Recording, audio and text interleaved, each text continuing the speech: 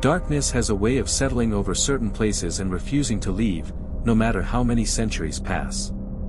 The old church at the edge of the village is one such place. To an outsider, it looks like nothing more than a weathered ruin, its stones blackened by centuries of rain and wind, its bell tower leaning just enough to remind you that time does not forgive. But if you stand quietly on the broken steps, you'll hear something else, something less natural than wind whistling through cracks. The locals say it is the sound of the dead beneath your feet, a faint shiver that moves through the ground like a breath held too long.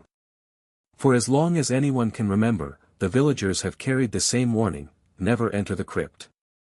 Do not break the seal, do not disturb what lies inside, and above all, never let curiosity lead you past that threshold.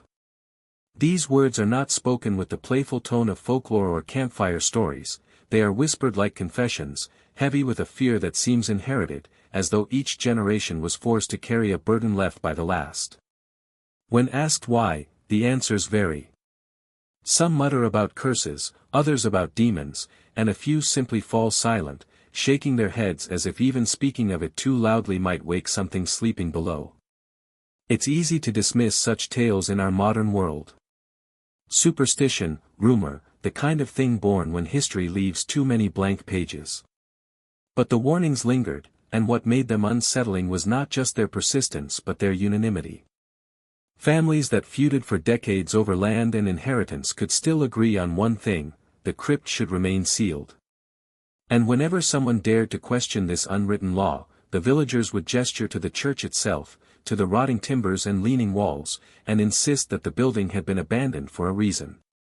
In the summer twilight, when shadows stretch long across the gravestones, the church feels less like a ruin and more like a mouth, open, waiting, silent. Children were told never to play near it, yet the bravest among them always did, daring each other to touch the doors, to peek through broken windows. Some swore they felt cold hands brush their shoulders as they ran back, screaming. Others said they dreamed of faces staring out from the cracks in the stone foundation. Parents punished them harshly for these games, not just out of discipline, but out of panic, as if they feared the building itself might claim their children if they lingered too close. And then came the outsiders, the historians, the archivists, the archaeologists who looked at the church not as a place of dread, but as a puzzle to be solved. To them, the warnings were charming but baseless, the kind of colorful superstition that always cloaks old sites. Records hinted at hidden chambers, at forgotten burials, perhaps even at treasures of faith locked away centuries ago. Where the villagers saw danger, the outsiders saw opportunity. So it was decided. A team would come. They would survey, excavate, and finally, unseal the crypt that had been locked away from human eyes for generations. Cameras would document it, equipment would record it, and science would explain it. But as the first stones were cleared from the entrance and the heavy door was revealed beneath centuries of dust, a silence spread through the crowd.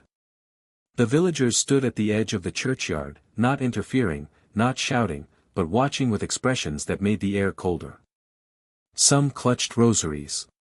Some turned their backs and walked away. What struck the outsiders most was not the warning itself, but the look in the villagers' eyes. It wasn't defiance, and it wasn't anger. It was resignation, like people watching a disaster they had long known was coming. A single phrase was murmured again and again, half prayer, half curse: some doors are locked for a reason. The seal was there before them, heavy stone pressed into place, unbroken for centuries. And for the first time in living memory, someone was ready to break it. The church did not rise out of nothing. Its foundations rest on something far older, something that belonged to a time when Christianity had not yet reached this corner of the world. Beneath its crumbling walls lie traces of pagan altars, circles of stone scorched black by forgotten rituals. When the first missionaries arrived, they did what missionaries often did: they built their church directly over the place the villagers feared most. By covering the old with the new, they believed they could sanctify the ground, silence whatever voices once echoed there. But in trying to bury the old gods, they may have only given them deeper shelter. Parish records begin as early as the late 1500s, carefully kept by a line of devoted priests. Births, baptisms, deaths, each written in faded ink, names and dates marching in steady order. But a closer look reveals something strange. The number of burials grows disproportionate to the population of the village. Whole families vanish from the registry within a single season, replaced by crude notes like, laid to rest in sanctified ground, or, committed to the crypt. If you count them one by one, it doesn't add up. Too many burials, too few living. As if the earth beneath the church had been swallowing more than its share. There were rumors, of course. Whispers that the churchyard soil was different, that it clung to the bodies, consuming them faster than normal. Some claimed bones left in the graveyard grew brittle and black in only a few years, as though the ground was burning them from the inside out. Others refused to bury their loved ones there at all, preferring to carry them miles away, even if it meant crossing rivers and hills. When asked why, the villagers answered with a phrase that always sounded the same, no matter who spoke it, the soil eats the soul. Stranger still were the gaps in the records. For almost 20 years, between 1621 and 1640, there are no burial entries at all. The church was not abandoned, services continued, baptisms and marriages were still logged, but deaths seemed to have simply stopped. Of course, people did not stop dying. They never do. But nothing of their passing was recorded, as if the priests themselves refused to acknowledge what was happening. And when the records resume, they do so abruptly, with dozens of burials listed in the same week. The handwriting grows uneven, the ink smeared, as if written in haste or terror. The names include the young and old alike, farmers, children, even a midwife known to deliver most of the village births. What event could have taken them all at once? No plague is mentioned, no famine, no fire. Just the word, interred. The stone structure of the church itself carries scars that match the silence of those years. Char marks rise along the nave walls, as though a great fire had once swept through, yet the roof beams above remain unburnt, too intact for such devastation. On one side of the building, carvings were hacked away, figures of saints with their faces deliberately chiseled off, leaving only hollow outlines where their eyes should have been. Who did this, and why, was never recorded. In the centuries that followed, the pattern continued. Burials rising beyond reason, families choosing exile over resting in the churchyard, and every few decades another cluster of deaths that seemed to strike without warning. Even the priests who served here did not last long. Some left quietly, transferred to other parishes with little explanation. Others died suddenly, their own names written into the very records they once kept. To the villagers, this history was not written in books or archives, it was carved into memory. They spoke of generations who avoided the church except for obligatory services. Weddings were hurried, funerals even more so, with mourners leaving before dusk no matter the weather. They warned that once night fell, the air around the church grew heavy, pressing on the chest until breathing felt impossible. Some swore that if you stood too close to the crypt doors, you could feel vibrations, as though something shifted beneath the stone, restless and waiting. And so the church grew quiet. Its congregation thinned, its bells rang less often, and the people carried their faith in silence, praying at home rather than risk too much time inside. By the 1800s, only a few stubborn elders still tended to it, patching its roof and sweeping its aisles, but even they avoided the steps that led down into the crypt. They claimed it was not neglect that kept it sealed but necessity. Not out of ignorance, but survival. Yet to the outsiders who arrived centuries later, these details were irresistible. Too many deaths, missing records, strange architectural scars, this was not a tale of demons, but of data. To historians, it suggested epidemics, political unrest, or even secret burials of undesirables. To archaeologists, it promised artifacts and discoveries hidden beneath untouched stone. Every missing year, every strange burial, every unspoken word in the records was a clue pointing downward, into the crypt. And so the question lingered in the air like the smell of damp earth: what was buried under that church, what had been hidden so deliberately, and why did the people who lived closest to it insist that the answer should never be found? Among all the priests who came and went through the doors of that church, one name surfaces again and again in whispers: Father Matthias. He arrived in the mid-1700s, a young man full of conviction, assigned to the parish at a time when many others had refused. In his earliest letters to his superiors, he spoke with hope, describing the church as wounded but redeemable. He wrote about repairing the altar, relighting the candles, and restoring the confidence of a congregation that seemed to live more in fear than in faith. For a time, his optimism seemed real. Services grew steadier, children were baptized again, and villagers dared to approach the churchyard without trembling. But the letters changed. Within a year, his words grew heavier, his sentences longer, as if each one cost him more to write.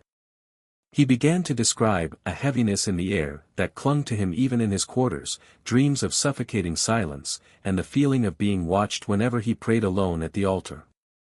He confessed to his superiors that the villagers avoided him, treating him less like a shepherd and more like a man already marked. He begged for guidance, for reassurance, but few responses survive. It seems his pleas went largely unanswered. The final months of his writings are different altogether. Gone are the sermons and records of daily life. Instead, he speaks almost exclusively of the crypt. He admitted to descending the stone steps at night, compelled by something he could not name.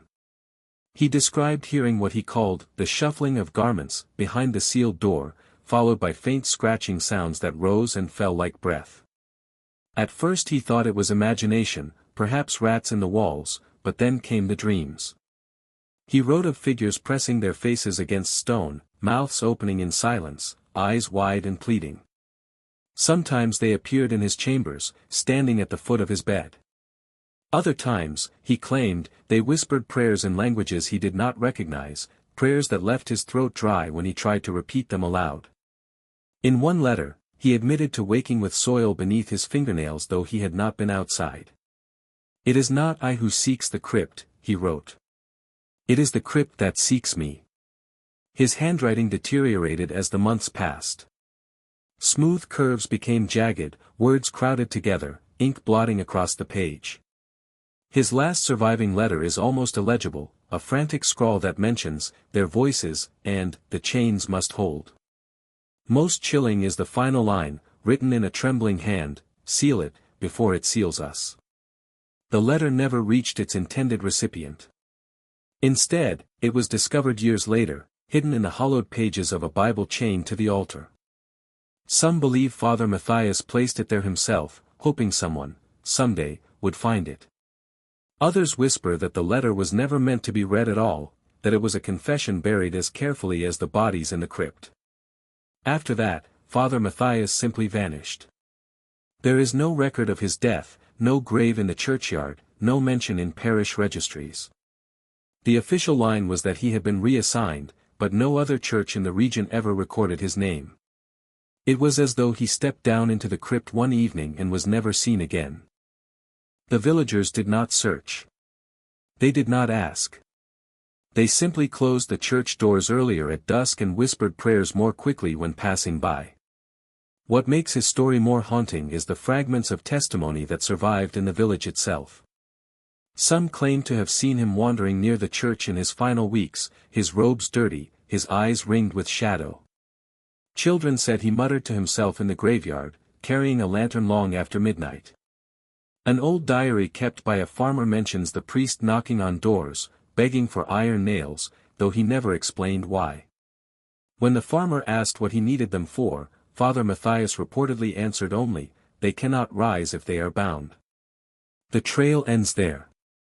No body, no farewell, only the eerie silence of absence.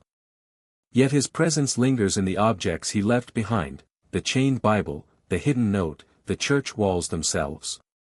Some villagers insist that if you stand near the altar at night, you can hear the faint clink of a rosary being counted in the dark, even though no one is there. Others refuse to step inside at all, muttering that Matthias was not the last priest, but the first victim claimed by the crypt below. When the archaeologists later uncovered his letters, they did not dismiss them outright. They studied them like artifacts, noting the ink, the paper, the handwriting. Some chalked it up to isolation, madness, the toll of loneliness on a fragile mind. But the villagers never accepted that explanation. To them, Father Matthias was not mad. He was the only one who had looked into the shadows and dared to write what he saw. And if his final plea was true, if the crypt must remain sealed lest it seal the living, then perhaps his disappearance was not an accident, but a warning. A warning ignored until centuries later, when strangers once again stood before the sealed stone door, ready to break it open. If the records of priests are fragmented, the memories of the villagers are even more unsettling. Passed down not through books but through hushed voices around firesides and kitchen tables, their recollections shape a picture more disturbing than any written page. Each family seems to hold a slightly different version of the story, yet the core details always align. It is as though each generation was entrusted with a secret too heavy to carry, and so they disguised it as folklore, hoping its sharp edges would soften when told as tales to children. But the fear that lingers in their eyes when they repeat these stories betrays that they do not see them as legends, they see them as warnings. One of the most common stories speaks of livestock found drained of blood, their carcasses left intact but hollow, as though something had emptied them without leaving a single wound. Farmers swore that their animals had been healthy the night before, only to be discovered pale and lifeless by morning. The priests dismissed these claims as disease, but the villagers knew disease left stains, sickness, a slow decline. This was different. This was sudden.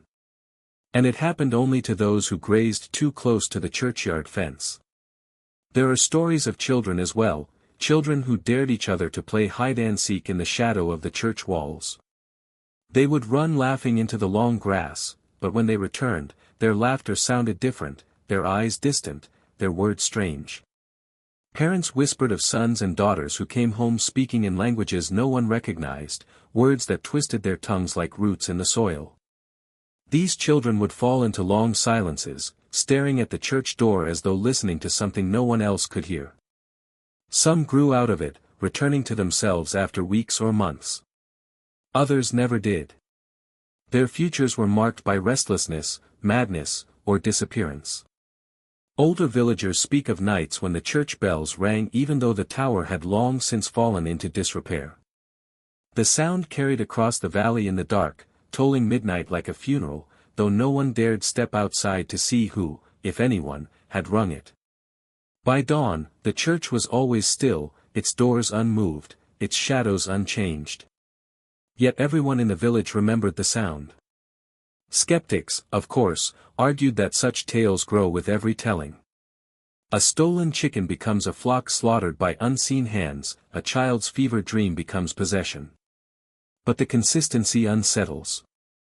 No matter who recounts the stories, no matter which family line they come from, the details repeat, the drained livestock, the children's strange tongues, the midnight bells.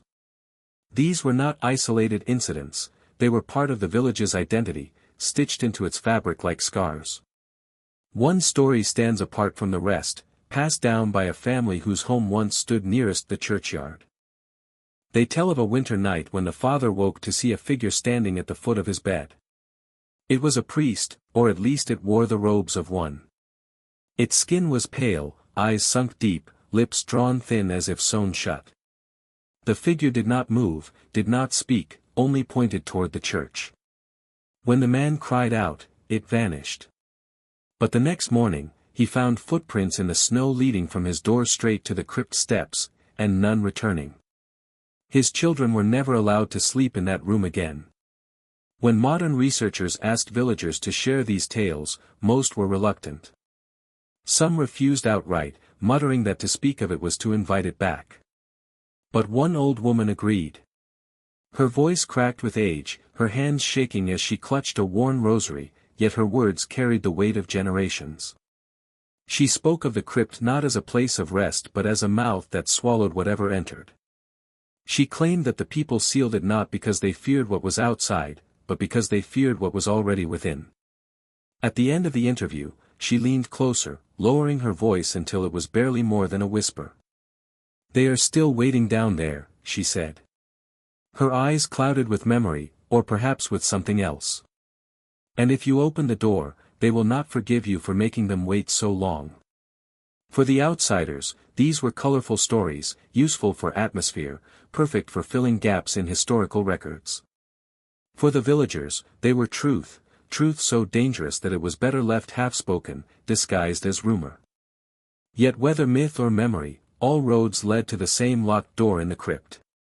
And as the archaeologists prepared to breach it, they could not say they had not been warned.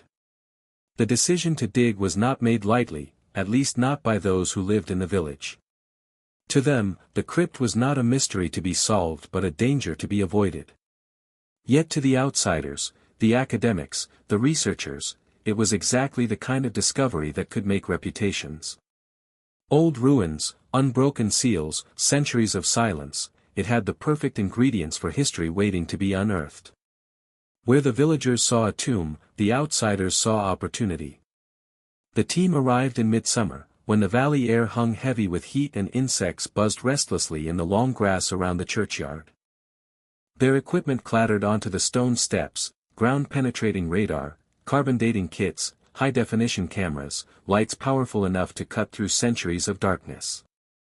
Leading them was Dr. Howard Raines, a man whose career had been built on uncovering forgotten corners of Europe. To his students, he was brilliant but rigid, a man more interested in what was buried than in those who lived above it. Alongside him was Anna Keller, a doctoral candidate whose hunger for recognition was matched only by her determination. For her, this dig was more than research, it was a chance to carve her name in the academic world, to prove herself against mentors who still treated her as an assistant. She carried her notebook like a weapon, scribbling every observation, every measurement, with the precision of someone who could not afford to be overlooked. Then there was David, the cameraman hired to document the excavation. He wasn't an academic, just a man who had filmed war zones and political scandals and thought ruins would be an easier assignment. But as he unpacked his lenses, he caught the way villagers stood at the edge of the churchyard, arms folded, faces tight, and he realized this job might carry its own kind of danger. The tension between locals and outsiders was palpable. The villagers hovered like silent witnesses, their warnings already spoken, their presence now a mixture of protest and resignation. Some prayed quietly, fingers running across rosary beads. Others turned their faces away, unwilling to watch. When Raines offered them polite explanations about preserving history, they shook their heads. They did not need explanations. To them, it was simple, once the door was opened, it could not be closed again. The excavation began with clearing centuries of debris from the church's floor. Dust billowed into the air, coating their throats with a bitter dryness. The stone slabs that concealed the stairwell had been covered with fallen beams and rubble, as though someone had gone to great lengths to bury the entrance rather than preserve it. The deeper they dug, the colder the air became, unnatural for summer. Their breath fogged faintly in front of their faces, though the sun still blazed outside. When at last they revealed the stairwell, narrow and choked with cobwebs, David switched on his camera. The lens captured every flake of dust, every spider scattering away into darkness. The steps descended sharply, their edges worn by centuries of feet that had once walked them. At the bottom, half buried in soil and stone, stood the crypt door, a slab of rock sealed into the wall with iron bands that had long since rusted. As Raines examined the stone, Anna noticed something strange. The outer surface was rough, scarred with gouges that did not match tools. They looked instead like scratches, long, uneven marks that ran in jagged lines across the stone, as though someone had dragged nails or claws along it. She bent closer, brushing away dust, and realized the marks were not on the outside trying to break in. They were on the inside, pressing outward. The realization stole the warmth from her skin. She tried to laugh it off, to tell herself it was erosion, some natural fracturing of the rock. But the longer she studied the lines, the less natural they seemed. Each mark had depth, desperation. They reminded her of fingernail grooves in wood, the kind left by someone trying to claw their way free. She called Raines over, but he dismissed it with a wave. Stress fractures, he said flatly, his voice carrying the finality of authority. Stone shifts. That's all. He turned back to the door, tracing the iron bands with a kind of reverence. This hasn't been opened in centuries. Imagine what's inside. The villagers, watching from above, did not look impressed. One older man muttered something in his native tongue, shaking his head as though confirming a prophecy. David caught it on camera, though he did not understand the words. Later, he would learn it translated roughly to, "They are still trying to get out." As the sun sank lower, shadows lengthened across the churchyard, and the team prepared their equipment for the next day. Powerful floodlights were mounted, cables snaked across the floor, and the heavy machinery to pry open the seal was positioned carefully. The atmosphere was electric with anticipation for the academics, but for the villagers, it was dread. A line had been crossed, the door had been uncovered, and the earth itself seemed to hold its breath. That night, Anna lay awake in her rented room at the inn, her notebook open but her pen unmoving. She kept seeing the scratches in her mind, repeating them across the page until they covered it like scars. She remembered Father Matthias's words from the letters, "It is not I who seeks the crypt. It is the crypt that seeks me." And for the first time since the dig began, she wondered if they were making a mistake. The next morning, the team returned, determination outweighing hesitation. The door waited, silent and massive, its scars half hidden in shadow. Cameras rolled, villagers prayed, and with tools in hand, the archaeologists prepared to break the seal. And if anyone had listened closely, in the silence between hammer strikes, they might have heard it, the faintest echo, like fingernails dragging once more across stone, answering from the other side. The morning the crypt was finally opened, the entire village seemed to shift uneasily, as though the earth itself felt the weight of what was about to happen. The bells of the church did not ring that day. Birds avoided the steeple, circling wide in the sky before vanishing into the forest. And on the ground, villagers gathered in small, silent knots, their eyes fixed on the ruins with an intensity that made David's camera tremble as he filmed. The excavation team moved like soldiers preparing for a campaign.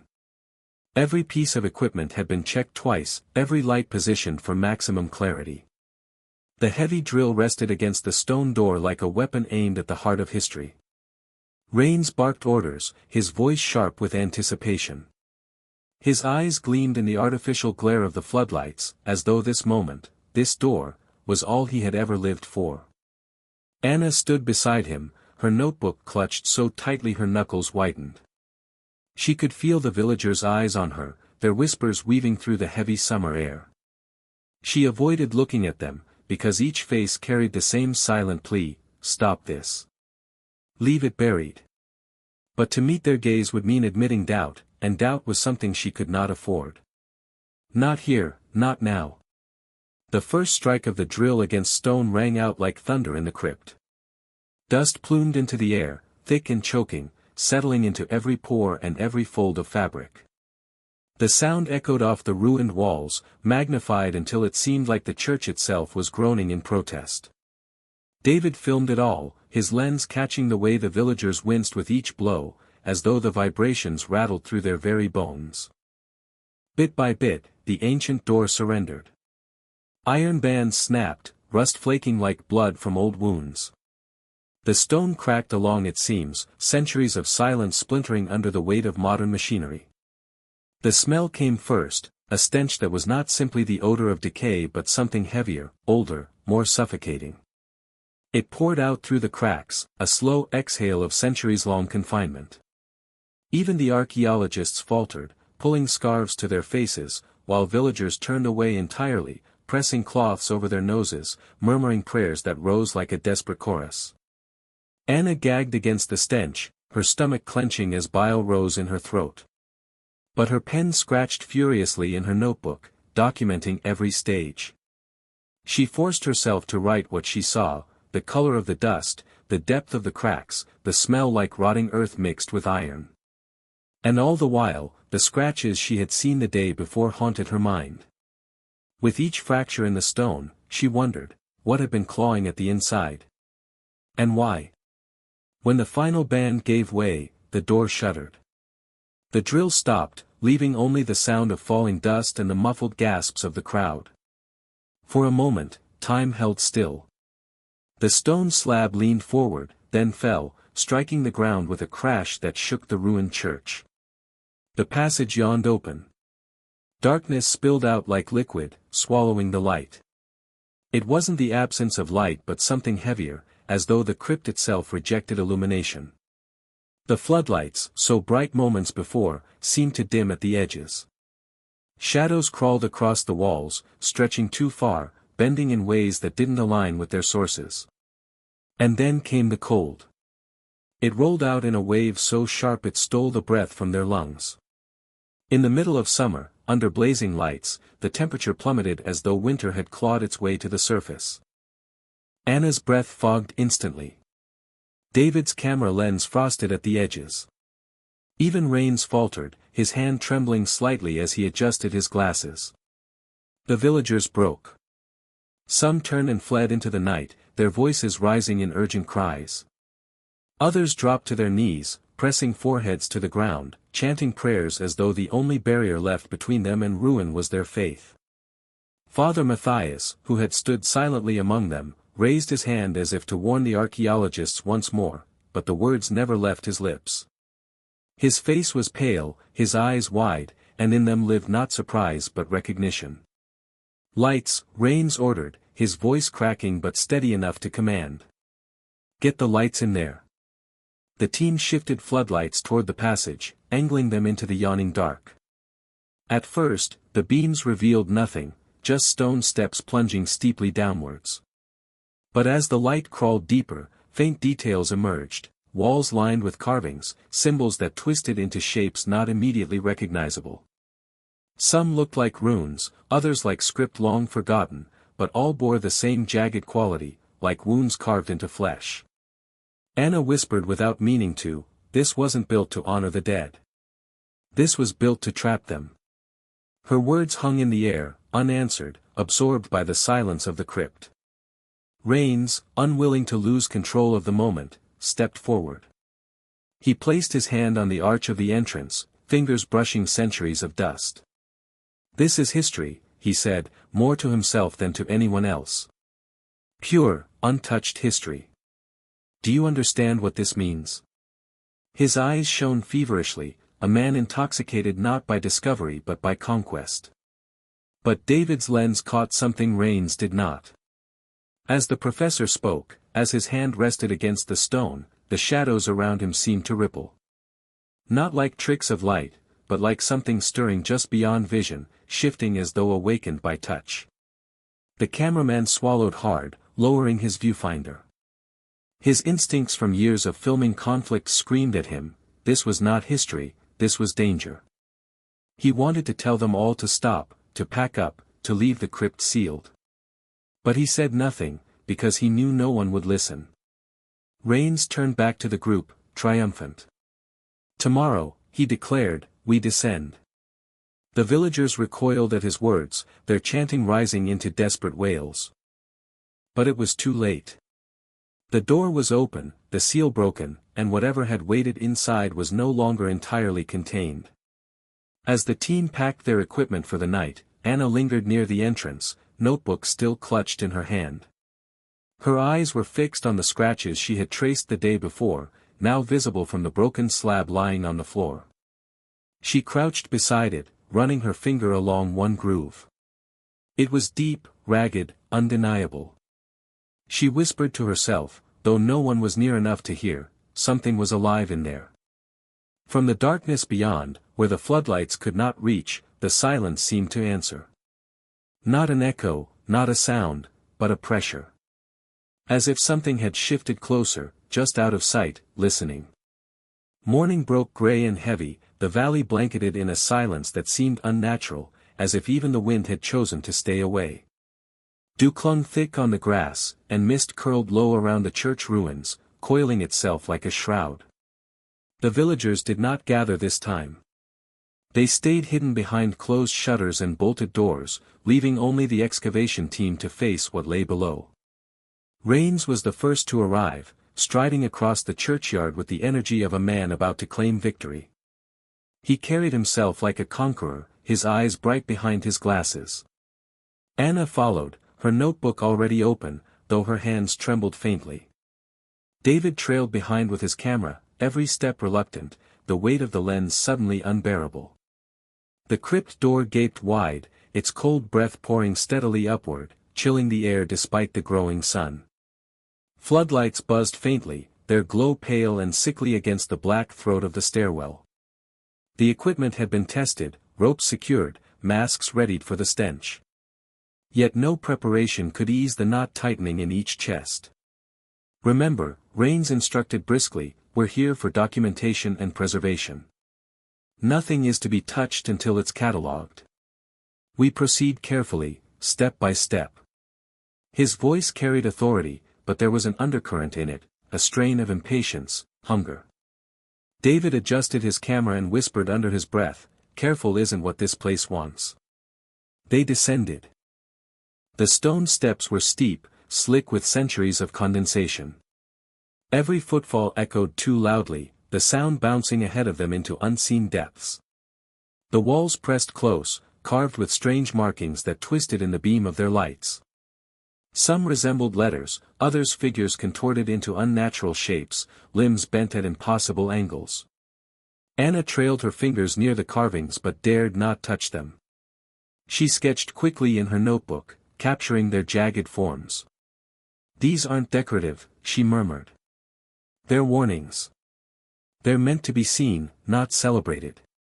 Rains dismissed her, his voice clipped. "Interpretations later. Focus on the record."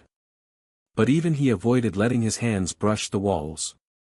The further they descended, the colder it became. Their breaths fogged, and droplets of water clung to the stone like sweat. The stench thickened, copper, rot, and something else, metallic and bitter, a taste that coated the tongue. David gagged behind his mask, steadying his camera with effort. Through his viewfinder, the darkness seemed thicker than to the naked eye, as if the lens revealed shadows the human mind chose not to see. Halfway down, Anna paused. She leaned closer to the wall where faint gouges marred the stone. They weren't part of the carvings but deep scratches, jagged and frantic, running along the stairwell's length. Her chest tightened. Whoever had clawed the crypt door had not begun at the bottom, they had tried to climb out, fighting every step of the way. Her light flickered suddenly, a brief sputter before stabilizing. In that heartbeat of darkness, she thought she saw movement ahead, a figure standing at the bottom of the stairs. When the beam steadied, there was nothing. She swallowed hard and hurried to rejoin the others. At last, the stairwell spilled into a chamber. The floodlights illuminated walls that stretched wider than they expected, a vault hidden beneath the earth. The ceiling arched high, ribbed with stone like the inside of a cathedral turned inside out. At the center stood rows of stone coffins, massive slabs etched with the same unnatural script. Dust coated everything in a thick shroud, disturbed now by their breath and movement. But it was not the coffins that drew Anna's eye. It was the chains. Rusting iron links coiled across the slabs, bolted deep into the stone floor, pinning each coffin as though to ensure nothing inside could rise. Some had snapped, dangling loose, eaten away by time. Others were pulled taut, their bolts bent as though strained from the inside. Anna's pen slipped from her hand. Her whisper cracked the silence. They weren't burying the dead, they were imprisoning them. David's camera zoomed slowly, capturing every detail, the bent bolts, the snapped chains, the claw marks etched along the lids. Through the lens, he thought he saw faint indentations, almost like faces pressing against stone from within, mouths frozen in silent screams. He blinked hard, lowered the camera, and saw only unbroken slabs. But his hands shook as he lifted it again. Rains, either blind or willfully ignoring the signs, pressed forward. He moved like a man drunk on discovery, each step bolder, each word louder. "Do you see this? Unprecedented preservation. These structures predate the Gothic framework above by centuries. We could be looking at an entirely undocumented sect." His words cut short. At the far end of the chamber stood a door. Not of stone, but of iron, blackened and corroded, yet still intact. Symbols covered its surface, not carved but burned into the metal, twisted shapes that seemed to writhe when stared at too long. Unlike the coffins, this door had not been chained, it had been fused shut, the edges sealed with what looked like molten iron poured thick and hardened in place. Even Rains hesitated. Anna felt her throat tighten as she whispered, "Whatever's behind that, they were afraid even chains wouldn't hold it." The air grew heavier, pressing down on them like a weight. Their lights flickered again, shadows crawling unnaturally along the walls. David's camera captured something that the naked eye did not, thin tendrils of mist seeping from the seams of the iron door, curling upward like smoke from a fire long extinguished. A sudden metallic clang echoed through the chamber. All three froze. Slowly, they turned. One of the coffins, the nearest to them, trembled faintly. Just once, a subtle shiver, stone against stone. Anna's breath hitched. "Did you?" The coffin shifted again, more violently this time, as though something inside had pressed against the lid. The chain stretched taut, groaning under the strain. Rains staggered forward, torn between terror and fascination. It could be seismic activity. A collapse settling the structure. His voice lacked conviction. The chain snapped. The sound was deafening, ringing like a gunshot in the sealed chamber. The broken link whipped across the floor, sparking against stone. The coffin lid shifted a fraction, dust spilling into the air, the gap just wide enough to release a blast of cold, fetid air that stank of centuries-old death. David's camera trembled as he kept filming, though every nerve in his body screamed at him to run. Through the widening crack, he thought he saw movement, fingers, pale and withered, curling upward toward the light. Anna screamed, her voice ricocheting through the chamber. The lid shifted again. The scream still hung in the chamber air when silence collapsed over them, thicker than stone, heavier than the cold itself. Dust spiraled upward, drifting through the beam of their lights, while the coffin lid sat crooked on its base, shuddering faintly as if breathing. The snapped chain coiled on the ground like a dead snake. David's camera trembled in his hands, yet he couldn't look away.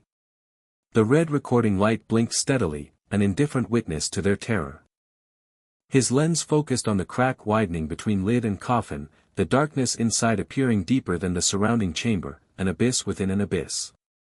Then came the sound.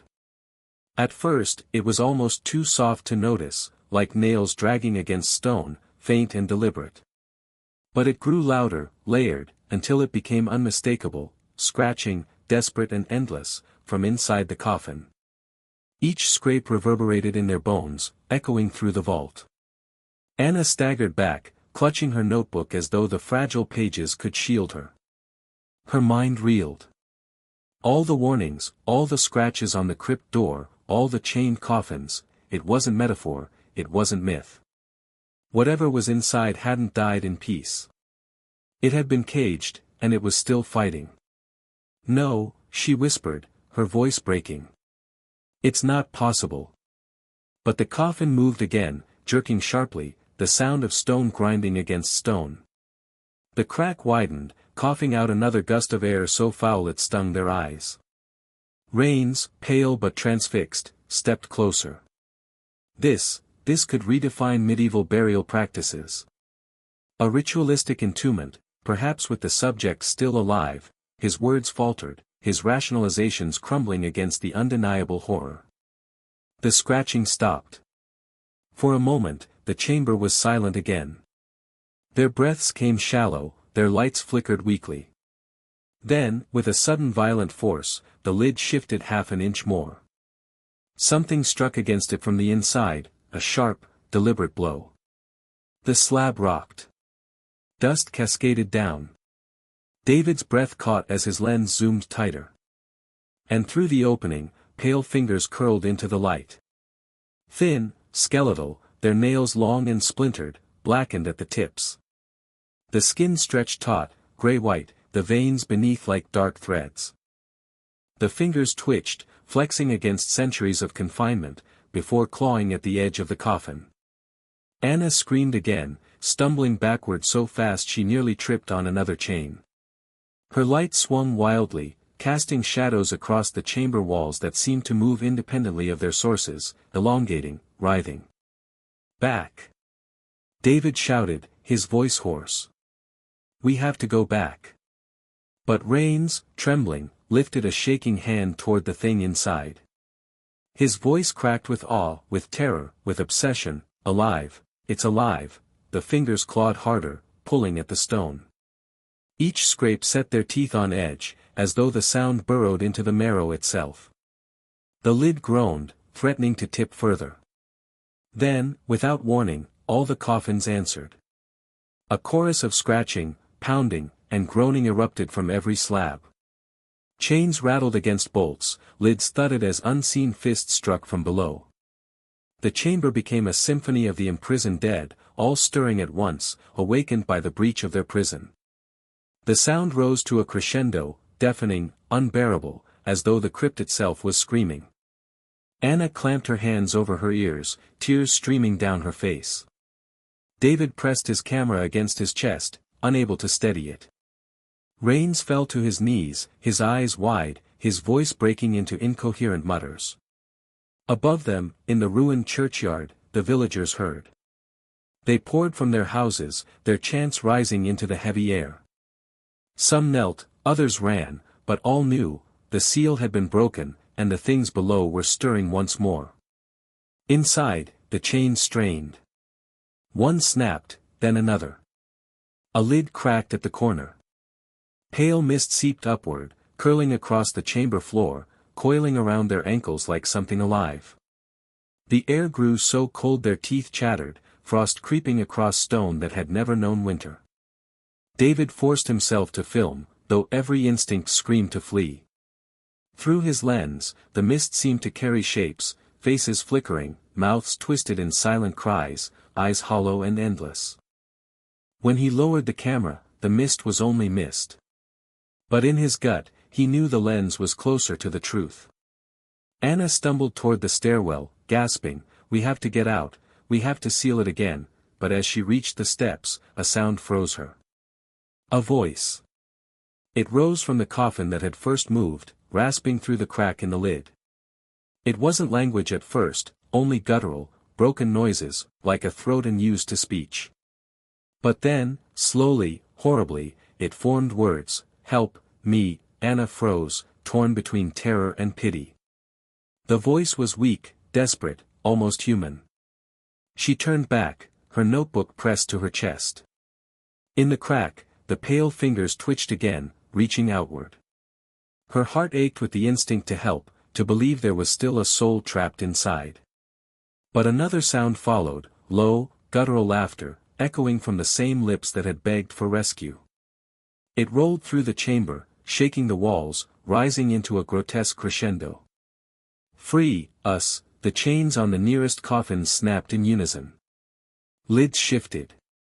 Mist boiled upward, swirling around the archaeologists, stealing the warmth from their bodies. The walls themselves seemed to pulse with the sound of the voices, hundreds overlapping into a chorus of demands.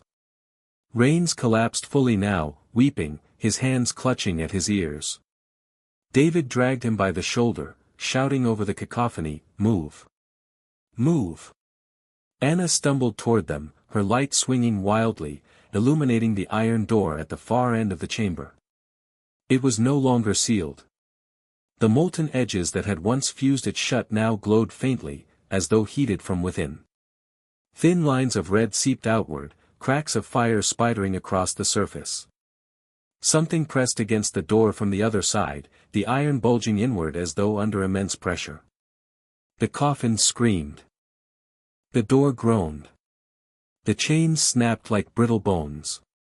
Anna dropped her notebook. Her voice broke in terror. "It's not just them, there's something else." The iron door split down the center, a crack of blinding red light pouring through, painting the chamber in blood.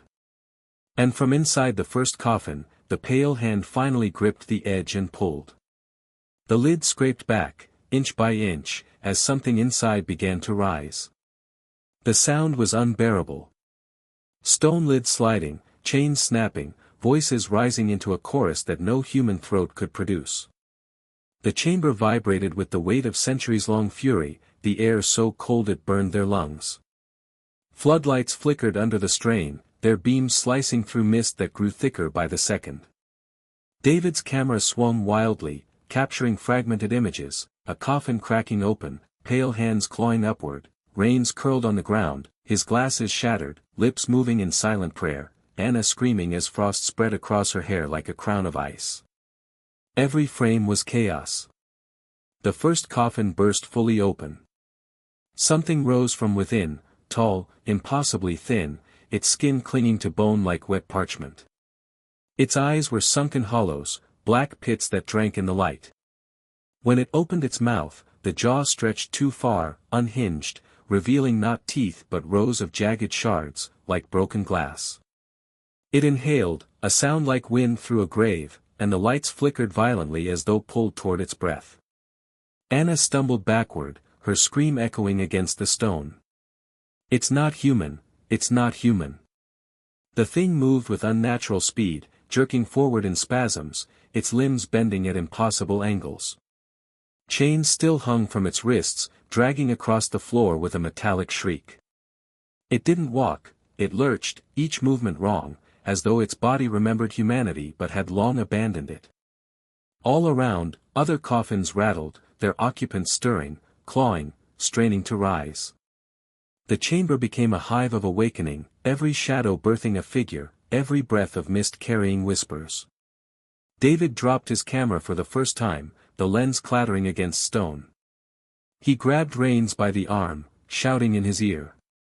"We have to go. Now." Rains resisted, his eyes wide, feverish. "Do you see it? Do you understand what this means? Proof, living proof, proof will kill us." David roared, dragging him bodily toward the stairwell.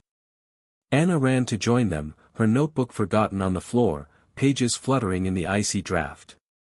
But the stairwell no longer looked safe, it seemed narrower, darker, shadows spilling upward as though the crypt itself had grown longer, deeper, to trap them inside. The creature from the first coffin turned its head toward them. Slowly. Deliberately. And in a voice that cracked like dry wood, it spoke, "Stay." The word froze them. Not because of its sound, but because it was spoken in perfect modern cadence, as though it had borrowed the voices of everyone who had ever begged for mercy. Then it lunged. David shoved Rains up the stairs, his own body slamming against the stone wall as the creature's claws scraped past, gouging furrows into the rock where his head had been a moment earlier. Sparks flew as nails met stone, and the thing hissed in fury. Anna swung her flashlight at it, the beam striking its hollow eyes. The creature reeled, shrieking, smoke rising from its face where the light touched. For a heartbeat, it seemed to wither back. "Light!" Anna screamed. "They can't stand the light." David scrambled to his dropped camera, switching on its spotlight. The beam caught another figure clawing free from its coffin, burning holes into its withered flesh. It shrieked, retreating into the mist. But there were too many. Lids crashed to the ground as more rose, dozens of figures, all chained, all twisted beyond human form. Their screams filled the chamber, their movements frantic, their hunger palpable. From above, the villagers' chanting grew louder, desperate, a wall of voices trying to hold back the rising tide of horror. Bells rang now, though no hands touched them, the old church's tower tolling in frantic warning. The iron door at the far end of the chamber split wider, molten cracks hissing as something far larger pressed against it. The red light spilled across the floor, searing like open wounds. Compared to what lay behind that door, the creatures escaping the coffin seemed like mere heralds. Anna, breathless and sobbing, shoved David toward the stairwell. "We can't fight them. We have to seal it, we have to," but Rains resisted still, clawing at the air, shouting over the cacophony. "You don't understand. This is history. This is salvation. They've cheated death, his words cut short. One of the creatures seized him, chains snapping taut as it dragged him close.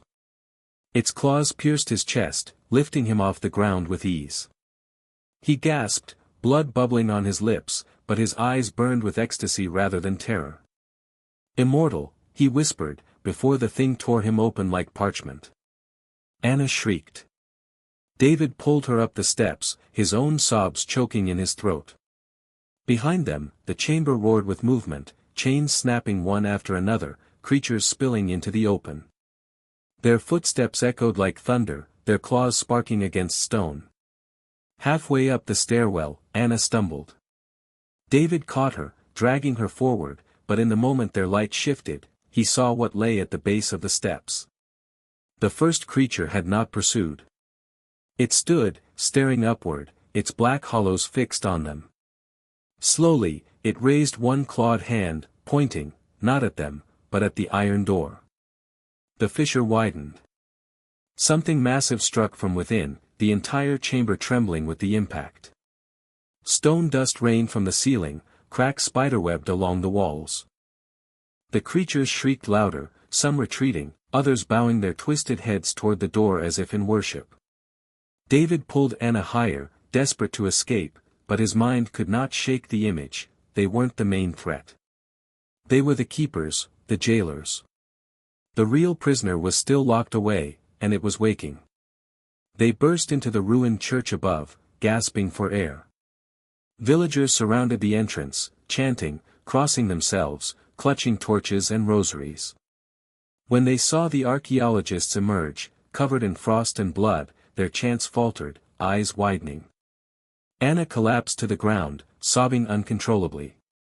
David clutched her, his own body shaking. "Seal it," he roared at the villagers. "Seal it now." But even as he shouted, the stairwell below erupted with noise. The creatures were climbing, their claws scraping closer, their voices rising in that same chorus, "Free us, free us." The villagers surged forward, hurling salt, ashes, and burning herbs down the stairwell. Flames flared, smoke filled the air. The chanting grew deafening, prayers in a tongue older than the church itself. For a moment, the noises below faltered, the creatures shrieking in pain. But then came another impact, this one greater than before. The earth shook violently, the church walls groaning. The iron door had struck again, harder, the cracks glowing brighter, spreading wider. Anna clutched David's sleeve, her eyes wild. If it breaks through, nothing will hold it. The ground split. The church tower swayed, stones tumbling. Villagers screamed but did not abandon their chants. Some threw themselves across the crypt entrance, bodies trembling as if offering themselves in sacrifice. David turned his camera back on, despite the madness. His instincts, drilled into him from war zones, returned, document everything. Through the viewfinder, he saw more than the eye could bear, the shadows twisting into shapes too vast, too alien, pressing against the iron door. And then, in the chaos, a single, impossible voice rose above the rest. It spoke not from the stairwell, not from the coffins, but from the crack in the earth itself. A voice deeper than stone, heavier than centuries, resonating through marrow and soul. "Release me." The chanting faltered. The villagers froze. The earth shook again, harder, as though the valley itself were trying to wrench apart. The camera fell from David's hand, hitting the ground at an angle. The last image it captured before the lens cracked was of the iron door below, splitting wide, the red light bursting outward like the first breath of something ancient and uncontainable. The earth shook until it felt as though the valley itself would collapse into the hollow beneath the church. The villagers' chants broke into screams, torches falling, flames scattering across the ruined pews. David clutched Anna, dragging her back as the ground split wide at their feet. For one terrible instant, he thought the entire floor would give way, and they would plunge into the pit with the creatures clawing their way upward. Then, as suddenly as it began, the shaking stopped. A silence fell so profound it rang in their ears. The smoke cleared in stuttering waves, revealing the church interior scattered with debris. The stairwell was gone, buried under slabs of collapsed stone. Only a faint red glow pulsed beneath the rubble, like the heartbeat of something buried alive. The villagers stood frozen, eyes wide, bodies trembling. Some wept, others clutched their charms so tightly their knuckles turned white. A few fell to their knees, whispering broken prayers in a language David couldn't understand. Anna clung to him, her face streaked with blood and soot. "Is it over?" she whispered, her voice barely audible. David didn't answer. He didn't trust his own voice, not after hearing the word spoken in the dark, that impossible voice that had called from beyond the iron door. His heart still pounded with it, echoing in his chest. "Release me." The villagers moved at last, gathering tools, timber, whatever they could find. Without speaking, they began rebuilding the altar, sealing the ruin with stone and mortar, chanting all the while. Their work was frantic, feverish, as though they feared that if they paused even a moment, the thing below would rise again. David staggered outside, Anna following him into the cool night air. The village lay under the pale gaze of the moon, its streets deserted, its windows shuttered. From the hilltop, the old church looked like a bleeding wound against the sky, smoke rising in slow ribbons. No one explained. No one asked questions. The villagers avoided their eyes, their silence louder than any denial. To them, this was not an event to be discussed. It was a burden, centuries old, carried forward in silence and ritual. Outsiders were never meant to know. By dawn, the church had been sealed, its doors barred with chains, its windows bricked over. The stairwell was gone, buried beneath tons of stone. To the world beyond the valley, it would look like nothing more than an abandoned ruin. But David knew better. Anna knew better. They left the village that morning, escorted to the edge of the forest by a handful of elders. Not a word was exchanged. No farewell, no threat, no blessing. Just silence, the kind that carried centuries of weight. When the trees opened onto the dirt road, David turned back one last time. The villagers had already vanished into the mist, as though they had never been there at all. Only the faint toll of a bell carried on the wind, though the tower had collapsed hours earlier. Back in the city, the story unraveled in fragments. The expedition's footage was corrupted, tapes warped and burned by frost, frames reduced to static and blur. Only a handful of images survived, Anna's terrified face, Rain staring upward in rapture, the moment of red light spilling through the crack in the iron door. Most of it looked like madness, like hallucination, the kind of thing skeptics dismissed as trick of light or faulty equipment. The academic community refused to believe. Rains was declared missing, presumed dead in a cave-in. The villager's existence was dismissed as folklore. Official records said nothing about crypts, or chains, or voices in the dark. But David and Anna couldn't forget. Nights became torture. Both woke screaming, the same words ringing in their ears, "Release me." Anna stopped speaking for days at a time, retreating into silence, sketching the shape of the door over and over again until her fingers bled. David turned to drink, to noise, to anything that might drown out the memory of claws on stone and the echo of chains dragging across the floor. And yet, in the quiet moments, when exhaustion blurred the edges of thought, both felt the same pull. Not fear, not exactly. Something deeper. A hunger. A need to return. Because buried under all the terror, under all the blood and smoke, was the most dangerous truth of all: Rains had been right. The creatures had defied death. They had lived chained in the dark for centuries, feeding on something beyond human understanding. What if the door wasn't a prison? What if it was a threshold? The thought gnawed at David until he could barely function. Every sound became a reminder, every shadow an echo. He stopped recording, stopped answering calls, locked himself away with the remaining fragments of footage, playing them on loop until Anna begged him to stop. But the footage wasn't what haunted him most. It was the final image burned into his mind, the one no camera had captured. That clawed hand, pointing not at them, but at the door. As if to say, "We are not your enemy. What lies beyond is." Years later, long after the expedition had been forgotten, after Rain's name had faded from academic journals, whispers still circled. Travelers spoke of strange lights in the valley, of bells tolling from a collapsed tower, of red cracks in the earth glowing faintly on moonless nights. Some claimed to hear voices carried on the wind, whispers in languages they didn't know but somehow understood. Most dismissed it as legend. A ghost story for tourists. But those who had been there, the few who had seen the church with their own eyes, knew better. They avoided the valley, avoided the maps, avoided the thought entirely. And yet, sometimes, when David closed his eyes in the dead of night, he swore he still heard it. Not far, not buried, but close. Right behind the walls of his mind. A whisper. A promise. Release me. The screen fades to black. And then, just before the silence takes hold, the faint toll of a bell. Months had passed.